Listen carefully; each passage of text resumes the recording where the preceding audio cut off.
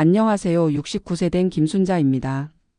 오늘 제가 여러분께 들려드릴 이야기는 정말 많은 분들이 공감하실 거라고 생각해요. 며느리와의 갈등 이야기인데 결말이 좀 특별해서 한번 들어보시라고 용기 내어 사연을 보내봅니다. 저는 25세부터 59세까지 34년 동안 제조업체 격리부에서 일했어요. 남편도 건설회사에서 현장 소장으로 32년간 근무했고요. 둘 다 워낙 전략정신이 투철해서 평생을 알뜰하게 살았습니다. 외식도 거의 안 하고 옷도 꼭 필요한 것만 사고 그렇게 모은 돈으로 부동산 투자도 좀 하고 주식도 조금씩 해왔어요. 남편이 2년 전에 폐암으로 세상을 떠나고 나서는 혼자 지내고 있는데 다행히 국민연금하고 유족연금으로 생활하는 데는 큰 무리가 없어요. 아들 하나 있는데 대기업에 다니고 있고 며느리는 초등학교 선생님이에요. 손자, 손재씨도 김계속 편집녀 둘이 있고요. 문제는 이 며느리 때문에 제가 정말 마음고생을 많이 했다는 거예요. 저는 2003년식 현대 아반떼를 타고 다녀요. 20년이 넘은 차지만 아직도 잘 굴러가거든요. 기름값도 많이 안 들고 수리비도 별로 안 나와서 바꿀 이유를 못 느끼고 있었어요. 무엇보다 남편이랑 같이 탔던 차라 정이 많이 들어있기도 했고요. 그런데 며느리가 저한테 은근히 새 차 사라는 얘기를 자꾸 하더라고요. 처음에는 어머니 안전을 위해서라도 새 차 한번 알아보세요라고 말하더니 나중에는 대놓고 요즘 그런 차 타고 다니는 사람이 어디 있어요라고 하더라고요. 저는 그때마다 아직 멀쩡한데 왜 바꿔 돈 아깝다고 했는데 며느리 표정이 영 좋지 않더라고요. 그러던 어느 날 아들 내 집에 저녁 먹으러 갔다가 정말 충격적인 광경을 목격했어요. 며느리가 친구한테 전화하는 걸 우연히 들었는데 우리 시어머니 진짜 민망해 죽겠어. 20년 된 고물차 타고 다니시는데 어제 우리 아파트 앞에서 내리시는 걸 윗집 사모님이 봤나 봐. 나중에 만나서 댁 시어머니신가 보다 이러더라고. 정말 창피해서 어쩔 줄 몰랐어라고 하더라고요. 그 순간 정말 가슴이 내려앉더라고요.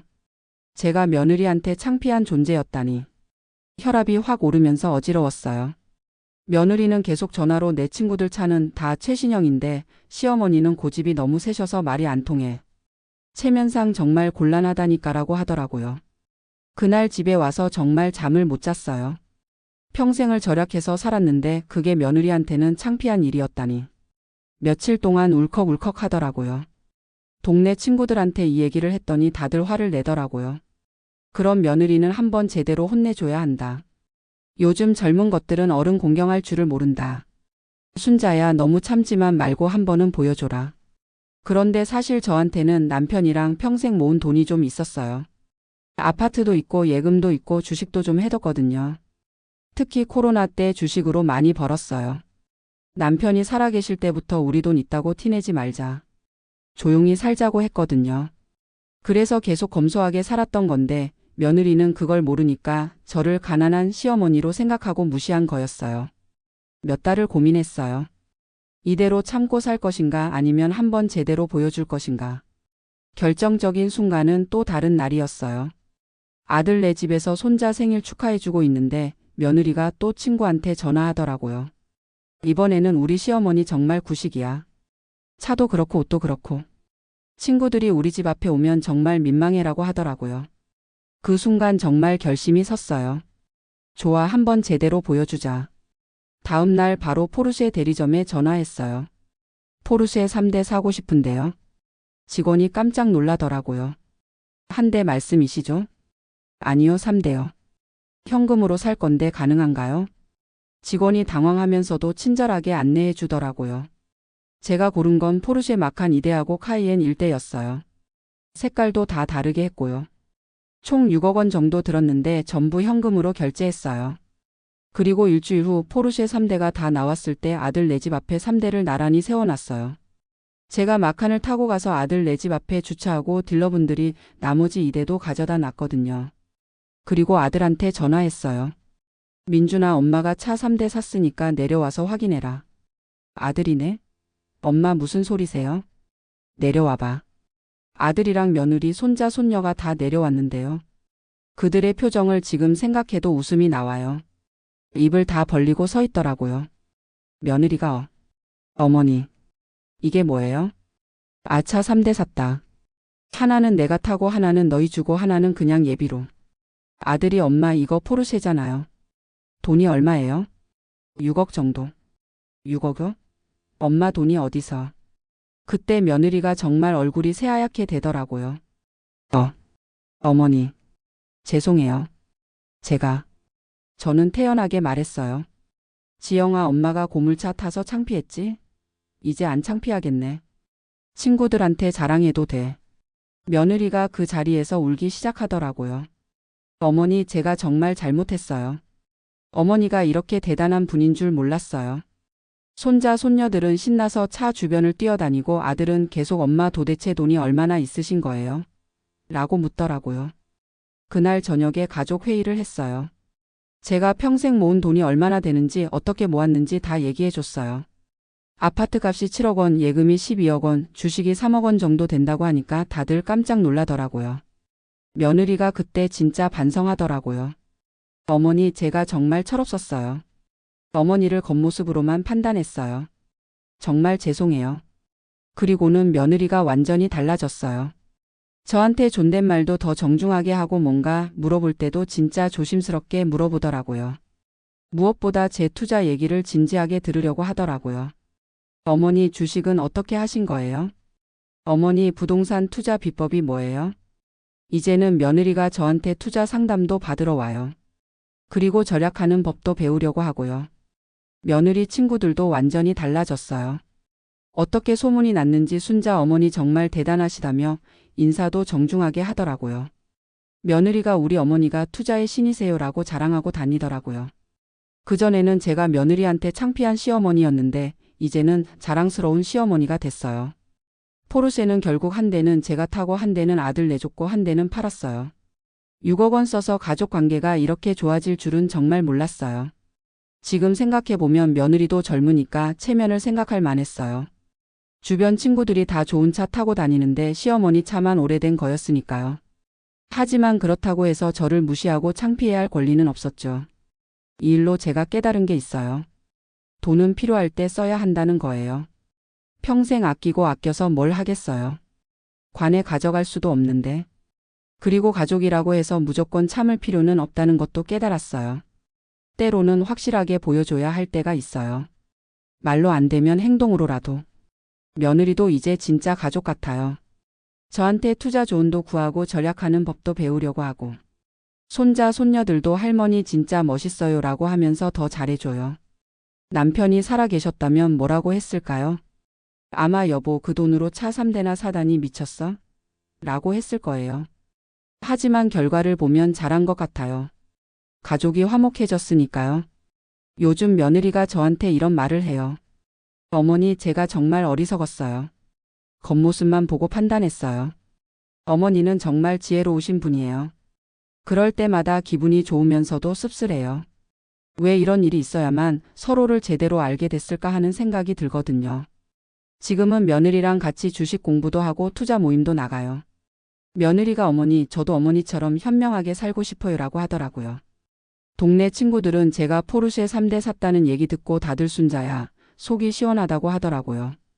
그럼 며느리는 한번 제대로 보여줘야 정신을 차린다면서요. 하지만 저는 이제 후회는 안 해요. 6억 원은 좀 아깝지만 그 돈으로 가족 관계가 이만큼 좋아졌으니까요. 며느리가 요즘 제 20년 된 아반떼 얘기도 해요. 어머니, 그 차가 얼마나 의미 있는 차인지 이제야 알겠어요. 할아버지랑 추억이 담긴 차죠? 맞아요. 그 차에는 남편과의 추억이 가득해요. 남편이랑 같이 투자 이야기하면서 드라이브 했던 추억들. 그래서 아직도 가끔 그 차를 타고 나가요. 포르쉐보다 편한 때가 있거든요. 며느리한테 이런 얘기도 해줬어요. 지영아, 사람은 겉모습으로 판단하면 안 돼. 특히 어른들은 젊은 사람들이 모르는 이야기가 많아. 며느리가 내 어머니. 정말 배웠어요라고 하더라고요. 이제 우리 가족은 정말 화목해요. 며느리가 먼저 전화도 하고 어머니 안녕하세요 인사도 정말 정중하게 해요. 손자, 손녀들도 할머니가 포르쉐 할머니라고 자랑하고 다녀요. 그런데 가끔 생각해보면 참 웃겨요.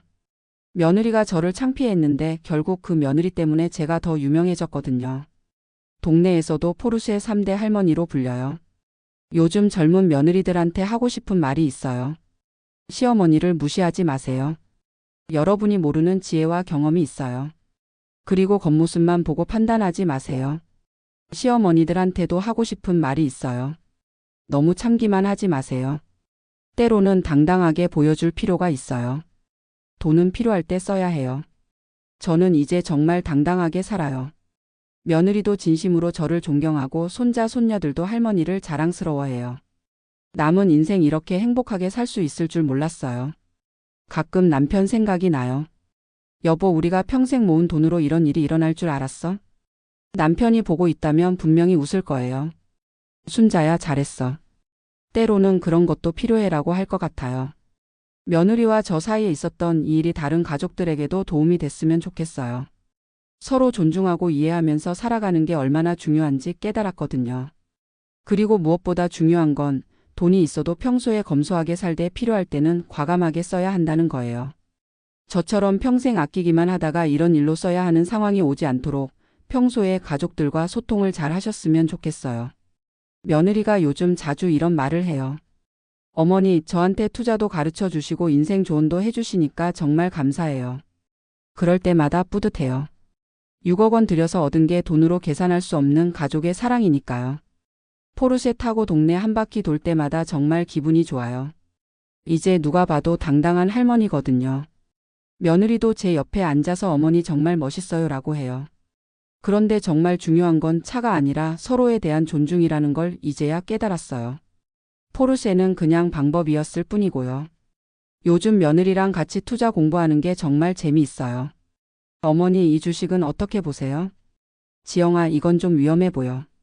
이런 것보다는 저런 게 어때? 이렇게 대화하면서 정말 가족 같다는 느낌이 들어요. 예전에는 며느리가 저한테 이런 얘기를 할 거라고는 상상도 못했거든요. 손자, 손녀들도 이제 할머니 자랑을 하고 다녀요. 우리 할머니는 투자 천재야. 우리 할머니 포르쉐 3대나 있어. 그럴 때마다 웃음이 나와요. 몇 년 전만 해도 할머니 차가 창피하다고 했던 아이들이 이제는 자랑을 하고 다니니까요. 아들도 이제 저를 완전히 다르게 봐요. 엄마, 제가 엄마를 너무 몰랐네요. 정말 대단하세요. 하지만 저는 여전히 예전 그 아반떼도 타요. 추억이 담긴 차니까요. 며느리도 이제는 어머니, 그 차 정말 의미 있으시겠어요 라고 해요. 이 모든 일을 겪으면서 깨달은 게 있어요. 사람들은 겉모습으로 판단하는 경우가 많다는 거예요. 하지만 진짜 중요한 건 그 사람의 내면이라는 것도 알게 됐고요. 며느리도 이제 진심으로 저를 존경해요. 포르쉐 때문이 아니라 제가 살아온 방식과 지혜 때문에요. 그게 가장 큰 보람이에요. 마지막으로 하고 싶은 말이 있어요. 가족이라는 이유로 무조건 참을 필요는 없어요. 때로는 확실하게 보여줘야 할 때가 있어요. 하지만 그 방법이 꼭 돈일 필요는 없어요. 저는 우연히 돈이 있어서 이런 방법을 썼지만 가장 중요한 건 서로 존중하는 마음이에요. 여러분도 가족과의 관계에서 어려움이 있으시다면 포기하지 마세요. 반드시 해결할 방법이 있을 거예요. 저처럼 극적인 방법이 아니더라도 진심을 다해 대화하면 분명히 좋아질 거예요. 그리고 무엇보다 자신을 소중히 여기세요. 나이가 들었다고 해서 무시받을 이유는 없어요. 당당하게 사세요. 여러분은 충분히 존경받을 만한 분들이에요.